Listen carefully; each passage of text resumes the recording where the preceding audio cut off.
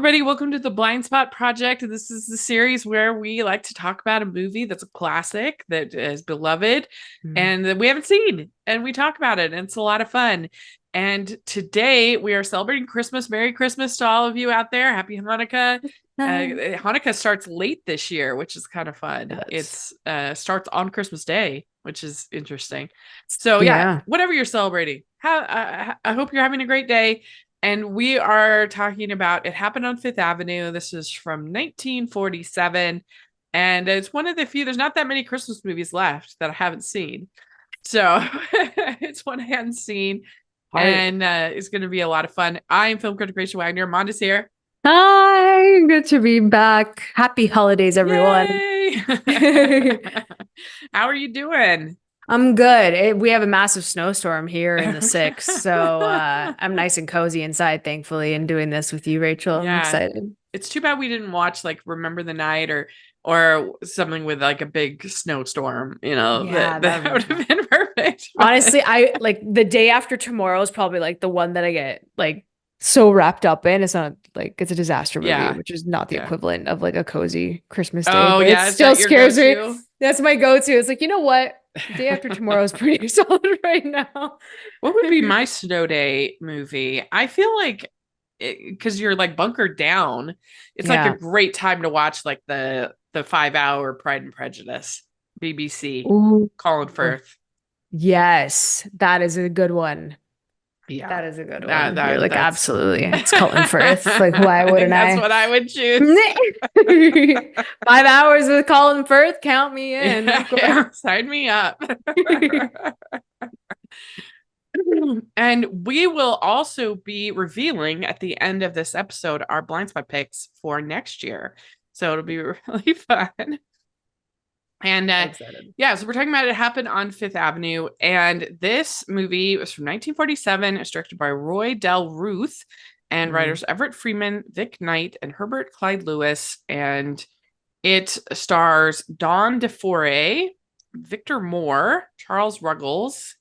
And it's about two homeless men move into a mansion while its owners are wintering in the South. Not much of a summary there. But basically, it's about these interlopers who it starts with just one man. He does this every winter when the rich man is down in Florida or Virginia. He's in Virginia, which I don't know why you go to Virginia for the winter because it's very cold there. If you go to Florida. But anyway, while he's away for the winter, he stays at his house and he's able to hide from the people who are inspecting it. And so he's sort of living the good life with fancy clothes and food and things like that. But then he starts to meet more people who end up getting added to staying at the house, including the rich man's daughter, who is hiding out and pretending to not be the daughter, and all kinds of shenanigans ensue. So overall, what do you think about this one? I thought it was fine. It was hard to me, like for me to become invested because there's so many like players involved and they kept adding characters. I do like the banter between what's his name? Is it not Mike? Who is it? Trudy. It's Mike between and Trudy. It is Mike, right? Yeah, Mike and Trudy, between the two of them. I love that. They was like the saving grace. Like I thought that Jim. No, it's Jim. It's Jim, right? Yeah, because Mike is her dad's name. There we go. Okay, so Jim and Trudy. That's and then Mary and Mike. Mary's her mom, Mike's her dad. There you go. Yeah, okay. yeah, Perfect. But yeah, I love the two of them. I thought there was like some really cute moments, and I think they carried most of it, or else like it was good. It wasn't really my cup of tea, but it was good. Like I mean, I thought it was a nice movie. I think it was like a very like sweet movie, but like I kept thinking that if this had been directed by Frank Capra, it would be a way better movie because it was lacking that like that like takes it to another level. Like it was pleasant, it was enjoyable, but like I wanted more kind of emotion. And if you watch some Capra films like Meet John Doe or Mr. Deeds Goes to Town. That was Mr. Deeds Goes to Town that I thought about a lot because it stars Gary Cooper. It's about this man who it kind of inherits this uh, fortune, I guess, and he's a simple man, and all of a sudden he's expected to be this like gentleman and run this house and be, he's a very simple guy, and it's so charming, and it has all of the charm that this has, but it has that little bit of kind of Extra. emotion that Mm. kind of takes it to another level and makes it more memorable. Yeah, because you connect with the characters more in that one. I'm assuming, Yeah. right? Here it was I felt like it was just surface level. Like they were trying to go for like this lighthearted comedic nature to it versus like actually getting to know these characters and like Yeah. why we should care about their relationships. And I think that if it was going to be on just being a comedy, it needed to be like funnier. Exactly. Yes, I was like You know, teetering. I'm so like, but like what balance do we have here? Like it wasn't there. yeah, so like Christmas in Connecticut or Bringing Up Baby, those are both screwball comedies with over the top antics. Mm, Very silly, very very silly. And this didn't really have hardly anything that was on that level. And so yeah. it felt very much like a 1940s sitcom to me. Yeah, I completely agree with you. I Yeah. do. It's kind of like I don't want to say it's kind of forgettable, but it just feels Yeah. like it's like another Christmas movie that was like on television and like you just end up watching it because it's like the only thing on Yeah. type of vibe, right? But not very much a Christmas movie. It No, really wasn't. it really wasn't at It the really same wasn't very much. time. I mean, they do have that whole scene with the Christmas tree and decorating and things like Yeah. that, but it really wasn't that Christmassy, No, it you didn't give know. off that vibe. Like, just because you're throwing it like in the mix of like, okay, consecutive days, like but that week of Christmas Eve and like even New Year's Eve dinner, that like they even included that. So it's like I understand you're doing around the holidays, but there's still like no joyful spirit that would come with a Christmas Yeah. movie. So I mean, I I think it's mean, kind of an interesting movie because especially if you look at it through the lens of everything that was happening mm, in 1947, the war just ended not too long ago. Everybody's kind of recovering. yeah. And so the idea of this Lucius T. McKeever character, I can see why he was very appealing to that time period and that you know and Yeah. and also even like sort of the humble path that O'Connor Michael that he takes where he learns to be like a better person and be kinder and to consider other people, and there's a lot of the themes you can see why a post-war society really enjoyed this. Yeah, it's definitely a reflection of what they were going through, and I guess like the comfort that they needed, like some simplicity to it as well. And that's what this was too. It's just a very simple Yeah. like story. Even though there's so many characters involved, it's just the fact that like it was very straight to the point and yeah. There's a lot of misunderstandings too, which I get, but it wasn't humorous enough either for that Uh-huh. tour. Are you a fan of Rachel's reviews? Do you look forward to Family Movie Night, Female Film Critics panels, or the Talking Disney podcast? If so, please consider supporting the podcast by becoming a Patreon. As a patron, you get to access monthly events such as the watch-alongs and Q&As, where you get to talk to stars and find out the behind the scenes of the movie making industry. And you can pick what I review for Family Movie Night or even become a guest on the podcast. Podcasts and YouTube channels are expensive, and I really, really could use your help. I would so appreciate it. You also get to be a member of the Facebook group where we talk about all the films that we're seeing, and we have so much fun. Go to patreon.com/hallmarkies and select one of the Rachel's fan tiers. That's patreon.com/hallmarkies. Same time. What's interesting is so the story was originally optioned by Liberty Films in 1945 for director Frank Capra, who decided to direct It's a Wonderful Life instead. Later that No. year, yeah, producer director Roy Del Ruth acquired the story, and you can tell that. I mean, it feels very Capra-esque, but like I said, it's kind of missing that extra like that he Yeah, gave. I mean, the heart. obviously, It's a Wonderful Life has like way more emotional Hmm. heft Yeah, than definitely. this. And I don't know if I'm not always in the mood to watch It's a Wonderful Life. That's pretty intense. I don't think I've ever gone back to watch it. Like I've watched it once as a kid, Yeah. and I guess like maybe I should rewatch it given the fact like obviously I'm an adult now, it's a different Yeah. experience. But like I've never sat down to be like, you know what I'm gonna watch this Christmas? It's a Wonderful Life. It's in Like I mean, just it's I one of the never do finest it. films ever made, but Yeah. it's intense. It has a lot of that's Yeah. why I think almost it I think Mr. Deeds Goes to Town is like the better comparison because Mm. it's not as intense. It's more light. But Yeah.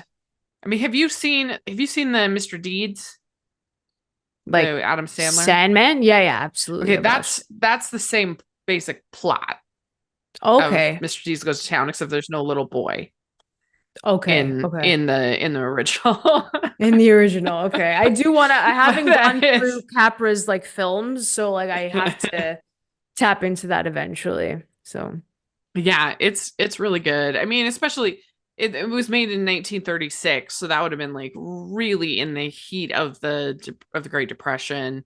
mm, That started in 1929, but 1936 would still be definitely there. And so the story of this man who inherits and but still keeps all of his charm and his small town sensibility would be very appealing mhm.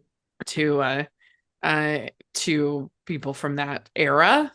One of my favorites from Frank Capra is called Meet John Doe. This was 1941, and it's also a Christmas movie. And I love it. I think it's very underrated, but it also has Gary Cooper. And it's about this woman, Barbara Stanwyck, she's the struggling reporter, and she writes she's going to lose her job if she doesn't come up with something compelling for the newspaper. Mm, So she writes this fake letter to the editor, basically, and it's a yeah. suicide letter saying, "I'm so depressed. I'm so sad. Wow. This is me. I'm John Doe. I'm gonna kill myself on Christmas Eve." Is what the letter says, and everybody like reading it like freaks out. Is very upset about it. It becomes this Wow. phenomenon. So then they're like, "What are we gonna do?" And so they hire actor Gary Cooper, uh, who is to play John Doe and then of course everything kind of spirals and stuff, but it has that emotional heft Mm-hmm. to it because obviously you got suicide. I mean, same thing with It's a Wonderful Life, suicide. And and so I think that's what this movie was missing, is just Mm, something to like really make me like feel emotion I instead. But agree. it was a cute little sitcom about Yeah. people. Like you could imagine it being a sitcom. I could imagine Yeah. a sitcom of like these quirky characters living in this fancy house. It felt like episodes. It Like did. every It scene did. You're felt like right. an episode, which is crazy. So, yeah, But I yeah, you can almost completely imagine the agree. laugh track, you know. You can't. I was kind of like, why is it so empty? Why are they not laughing on cue? Like, where is it? I swear to you, I was like, where is it? Because Yeah. like even the beats, like they would pause and it was like, well, someone has to laugh here, but it wasn't like a funny joke. Like some of them didn't land. Um, but I think, like I said, it just relied on like the playfulness between the two of them, like the two leads Yeah. that fall in love with each other. So I think Jim like and that, Trudy. yeah, like I do think that's what it for me anyway. I'm like, I needed to latch on to something, and there wasn't that much to Yeah. latch on to other than the two of them, being just really adorable with each What other. did you think of this Alicius McKeever, the head vagrant guy? He says that I gave up working years ago. Mm. And and I mean there was a certain degree of charm, I think, to He, his character. yeah, there was charm, but I think like I don't know, it just felt like it wasn't enough Like at the I could same picture time. Like, if we were gonna do a remake of this, I could mm, picture like a Kurt Russell, yes, yes. playing I Keever mean, now. I watched the Christmas Chronicles the other night and I'm just like, Yeah. I love you. Like he's very charming. So I like that casting. That's really good, Yeah. actually. Yeah. I actually think that this could be remade pretty easily. Yeah, absolutely. I don't think enough people even remember that it exists because also like as I was watching it, I'm like, this is the first like 40s film that doesn't have like a notable actor that I've like I would remember, or else like most of the ones that like even you've wrecked me, like there's someone is of like status, you know what I mean? No offense to the Yeah, it's people in this. true. It's just there's nothing to draw attention to it. Yeah. I'm surprised That's like true. The only one that I really know, I know Charlie Ruggles, but he was like more of a character actor, and he's in the original Parent Trap. oh, see, I didn't Yeah, know he that. he Yeah. plays the grandpa in the Nice. original, yeah, in the original Parent Trap, and he's the one Yeah. who, yeah, there's a hilarious scene in that where he's trying to get he's trying to get Maureen O'Hara to look nicer when she meets her ex-husband. And so he's like, it takes a lot of bravery for a woman of your age to not care about her appearance. And what are you saying? There's this whole Oh back. my You God. show a lot of bravery. It's a very funny scene. That's cute. And he's a good actor. He's the one who plays the rich Mike, the rich man O'Connor. Mhm. And but he's the only one, and he's like I said, he's like a character actor from the Yeah. time. And so I've seen him in a bunch of Disney stuff. Mhm. But yeah, it's definitely not a name brand movie. No. And I just feel like it's not that well known, and I feel like it would be really easy to set in modern times. Oh, You 100%. you have like you have not interlopers, but what's the word? All of a sudden I can't think of the squatter. You'd have Mhm. like a squatter pulling off the same kind of thing, Mhm. and you have the same kind of like characters coming in and out, and I think it would be pretty easy to do Yeah. now. You heard it here, folks. Okay. You Yeah. heard it. We need a remake of it. I've been on Fifth Avenue. Yeah. Yeah. So we have, what did you think? So there's basically two relationships. There's Mm, Jim and Trudy. They fall in love.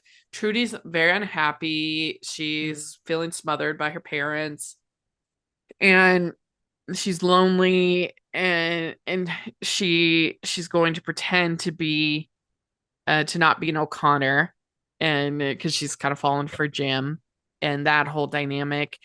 And then there's also, so there's Mary and Mike, who are mm. her parents who'd gotten divorced, and she calls her mom to come up there. And they end up kind of falling back in love because they get back to their humble origins. And there were some nice moments with that. And Mhm. I mean, I don't really buy for a second two things. First, I mean, I know there weren't like tons of pictures and stuff, but the fact that even the policemen who come every day to inspect this house wouldn't know who he is seems I unlikely to me. know, And right? that nobody would recognize him, and he's this rich, powerful man.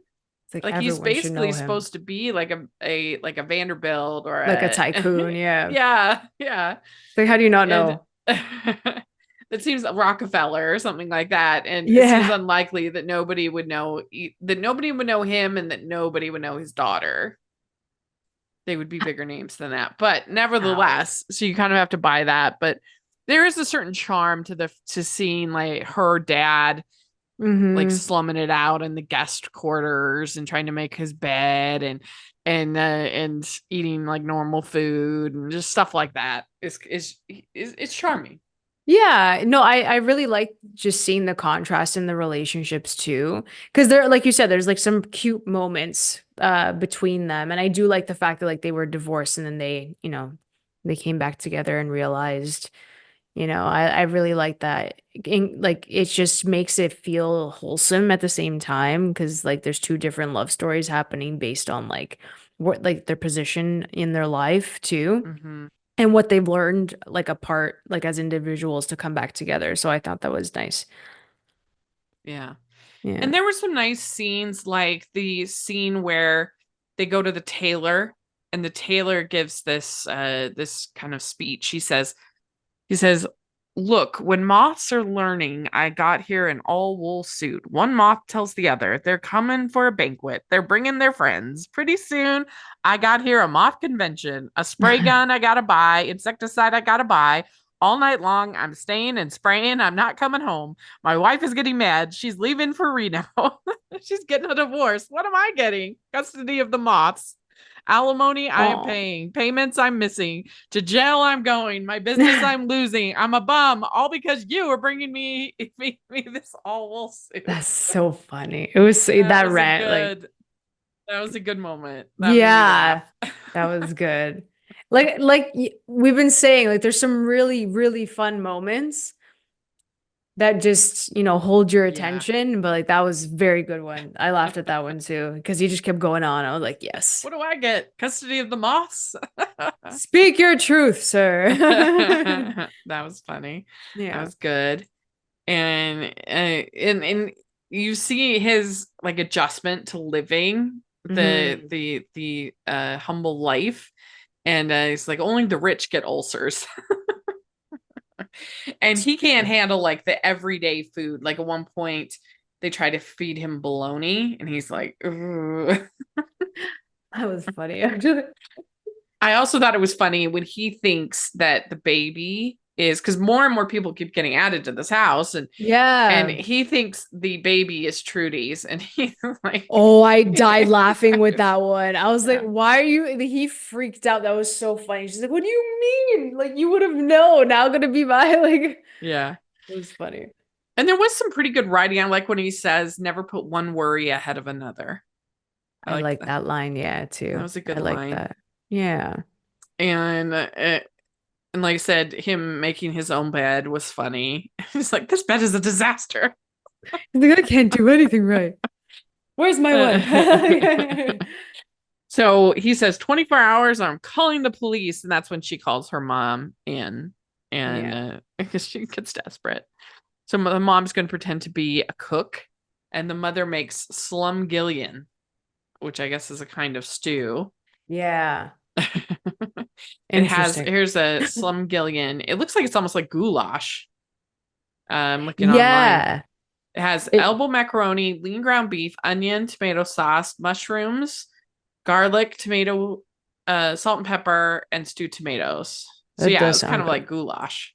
Yeah, that sounds good. It sounds hearty. Perfect for winter. American goulash, sometimes called slumgullion, is an American comfort food. Yeah. She made comfort food for him. That's so nice. That's good.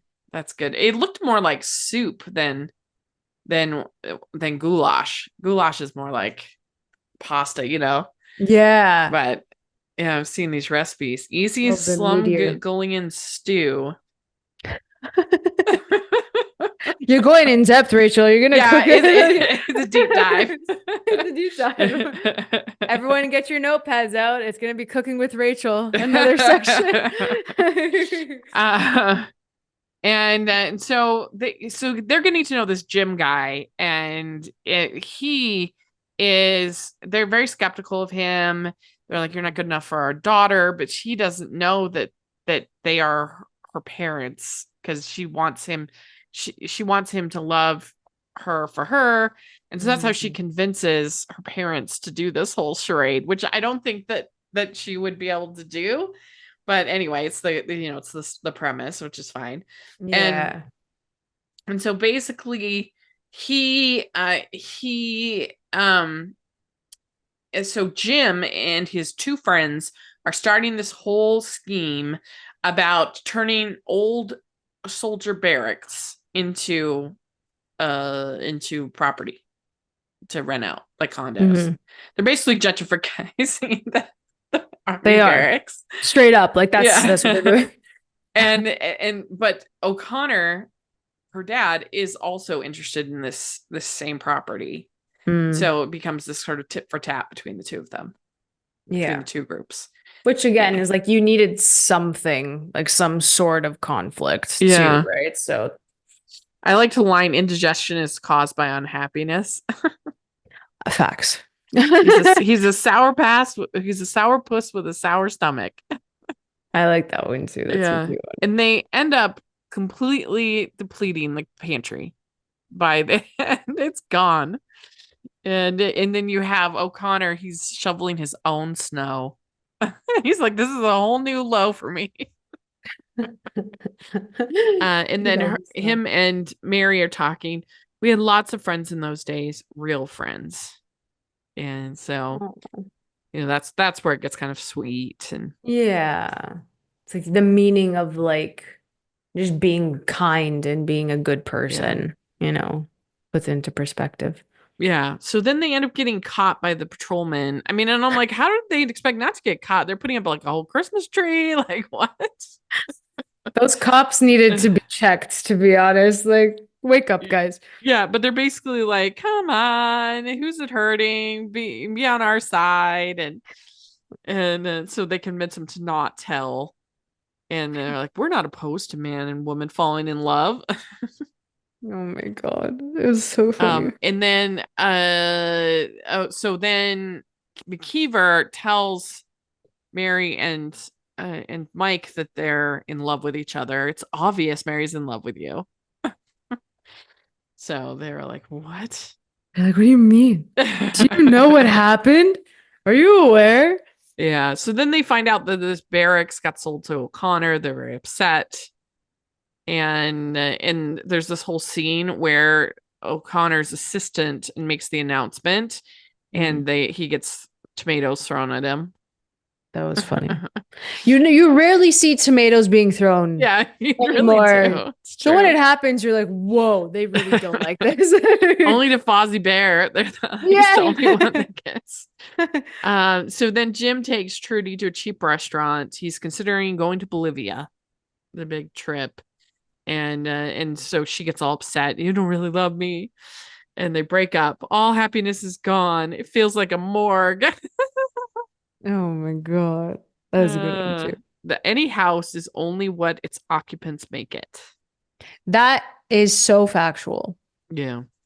I like that. And you know what's amazing is that, like, for me at least, how quickly I develop a new routine and become comfortable. Like if my mom stays here for a long weekend or even a friend, it's like by the end of that, I'm like, I feel it feels so comfortable. Like it really doesn't take long before, unless something's toxic, I guess. But for a loving relationship, like it really doesn't take long to feel at home in a new. I've always been amazed by that. And just like at peace too. Like it's just so comforting when you just find like someone like so peaceful. Yeah. And just it relaxes you. It's nice. So then there's a whole scene where they put Mike in the closet and he's like waiting. And then when Jim finds out the news, he finds out and he passes out. I mean, naturally. And so Mike tells him, I'm transferring the property to you. And then he says, to be without friends is a serious form of poverty.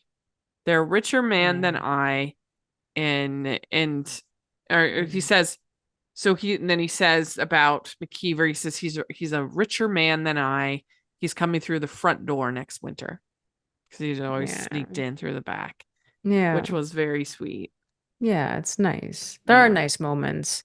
Yeah. I mean, I'd give it like a 3 out of 5. It was. I was at I was at like a 2.5. But unfortunately. Well, I could see myself raise it as a 3. I can see that. Yeah. It just wasn't an all-time classic, I don't think. I'm happy we agree with that. Like there was no like give, like let me be invested. It wasn't it didn't feel that way, Yeah. We'd like to take a second and thank our sponsor for this episode of the podcast. It's the Hallmarkies merch store. Are you looking for that perfect gift for the postable, Hardy, or Hallmarky in your life? What about getting that t-shirt or hoodie that will help you stand out at your next holiday party? Now is the time to check out the Hallmarkies merch store. Full of festive designs by artists like Jessica Miller, Carrie from Hallmark Comics, and more. You can even have more than just shirts, but totes, cell phone cases, notebooks, mugs, and more. And it isn't just Hallmark. We have designs for Anna Green Gables, Man from Snowy River, The Nanny, and more. Every purchase at the merch store goes to help support the podcast and allows us to make the great content you know and love. There are frequent sales, so go to tpublic.com/stores/Hallmarkies or see the link in the description. That's tpublic.com/stores/Hallmarkies. All right. Well, let's talk about our picks for next year. It's going to be very fun. I'm very excited. Woohoo! So we have in January, we are watching Dr. No because James Bond is a huge blind spot for me. Me too. I've only really watched the Daniel Craig and Pierce Brosnan. That's it. Yeah, So same. that's going to be good. Then in February, we are watching Punch Drunk Love from director Paul Thomas Anderson. And I've never seen it. I heard of Same. a lot of people love it. Then in March, we are watching Xanadu. So excited. Crazy musical. The Xanadu. Excited. Yeah. And so that should be fun. Olivia Newton-John, Gene Kelly, I think his last role, don't quote me on that, but one of his last roles. Yeah. And then we are watching A Room in Town. This is Une Chambre en Ville by famed French director Jacques Demy. And he is the director behind The Umbrellas of Cherbourg, which I did previously for... No, wait, I didn't do that one for Blind Spot because I saw that in high school. But I did The Young Girls of Roquefort as a blind spot because that's also one of his iconic films. He has an incredible style and heavily influenced directors like Damien Chazelle and their styles. And so I'm excited to see this one. Then in May, we're going to be watching Heathers. Stoked. Like so stoked. I'm excited. I saw the musical in October, but I have never seen the movie. So that's kind of unusual. That's going to be interesting. Yeah. A little reversal there. Then in June, we are watching Rush. This is Ron Howard and Chris Hemsworth, Daniel Bruhl, about racing. Yeah. Yeah, I missed that one, so it'll be fun to see it. Yeah. Let's see here. In July, we have Bell Book and Candle from 1958. This stars Jimmy Stewart, Kim Novak, Jack Lemmon. A modern day witch likes her neighbor but despises his fiance, so she enchants him to love her instead, only to fall in love with him for real. So excited for that. That one should be really good. Yeah. And then for August, we're doing a double header that month. We are watching Fight Club and Panic Room. I have never seen either. Venture Nation. Yeah, you've seen Fight Club. Yes. Right? Okay. Yeah, so that's what we're doing. That should be fun. Yeah. Then in September, we're doing Wuthering Heights from 1939. We have in 2026, we have the Emerald Fennell version. I mean, it's going to be interesting. I am not a big fan of the story of Wuthering Heights. This is supposed to be the most classic version. It came out in 1939, which is considered by most people to be the greatest year of film ever in the history of film. I've never heard that. Oh yeah, 1 year you had Wizard of Oz, Gone with the Wind, Stagecoach, Mr. Smith Goes to Washington, Ninchada, Wuthering Heights. Yeah, it was that tracks. crazy. That tracks. Yeah. I got it. Yeah. So that'll be fun to check out. And then in October, our Halloween selection is Poltergeist. So that should be fun from 1982. I've never seen it, so that'll be good. In November, we are watching I Am Love, and this is from director Luca Guadagnino. Stars Tilda Swinton and a whole bunch of people. Emma has left Russia to live with her husband in Italy, now a member of a powerful industrial family. She is the respected mother of 3, but feels unfulfilled. One day, Antonio, a talented chef and her son's friend, makes her senses kindle. Ooh. So Spicy. That will be interesting. See how it compares with his other work. Yeah, this is the only one I haven't seen, or else I've watched everything else. So it's going to be interesting. Yeah, yeah. And then finally, in December, we have Kiss Kiss Bang Bang. This is actually a Christmas movie. And I'm very curious about it because I am not that big of a Shane Black fan. Yeah. Yeah. And so, but I'm curious to see what I think of this one. Robert Downey Jr., Val Kilmer, Michelle Monaghan. So great cast. A petty thief posing as an actor is brought to Los Angeles for an unlikely audition and finds himself in the middle of a murder investigation along with his high school dream girl and a detective who's been training him for his upcoming role. So there we go. That's going to be the December pick. Yeah. And yeah, it'll be fun. What do you think about I'm these? so excited. I Yeah. was so excited just to do it again with you. And we picked such a good list. It's a really, really just diverse list for both of us. I think it worked out that way. This has been so much fun. I just have loved doing this with you. And it's something I had done the blind spot series for so long, but never had it was never interactive. So it's just added this really fun layer to it. And I'm so grateful to you. And I'm like honored that you would like you have stuck with me for like a whole year here, Rachel. Like, well, and I feel like we have like a really good variety. We have some classics like Book and Candle. We have some more modern stuff. We've got lots of different styles as far as genre. We've got a musical. We've got a action. We've got horror, and it's gonna be fun.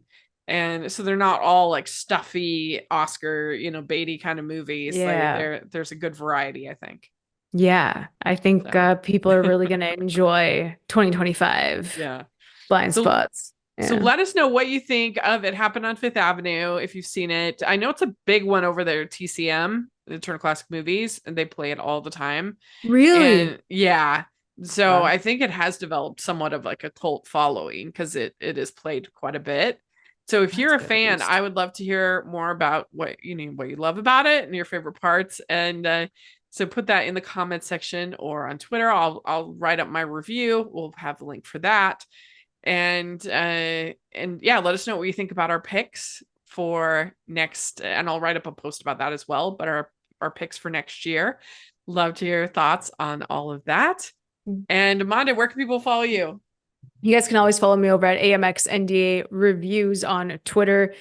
Blue Sky I barely use now.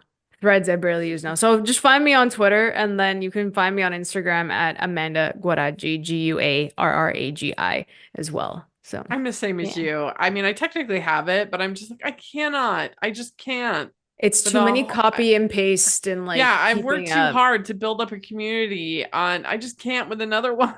It's exhausting. I know. I'm like, I don't care who owns it. It doesn't matter to me. It's like we're on Twitter, guys. Like we're gonna keep calling it Twitter too. So yeah, that's right. That's the real slap in the face. Let's be real. There is calling it Twitter.